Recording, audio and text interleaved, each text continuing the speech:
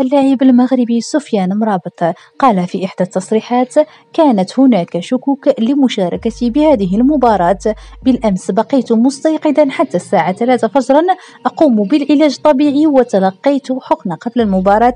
لا أستطيع التخلي عن اللاعبين وبلدي. اللاعب سفيان مرابط يعتبر من بين أحد أكثر اللاعبين تأثيرا في وصول المنتخب المغربي لربع نهائي كأس العالم بسبب قتاليته في المباريات وتمكنه من ربح المعارك خط الوسط ضد نجوم عالميين على رأسهم مودريتش وكوفازيتش ودي بروين وبوتسكيتش وغافي وبيدري. وقال وكيل أعمال سفيان مرابط أنه تلقى اتصالات من مسؤولي بعض الفرق الإنجليزية مؤكدا أن سفيان لاعب محترف ولا يفكر حاليا في هذه الأمور وتركيزه بشكل كلي على مباريات كأس العالم رفقة المنتخب الوطني. مبروك لأسود الأطلس ولجميع المغاربة على هذا الفوز التاريخي والتأهل لربع نهائي كأس العالم. كل التوفيق للاعبين في المباراة القادمة التي ستكون صعبة أمام منتخب البرتغال.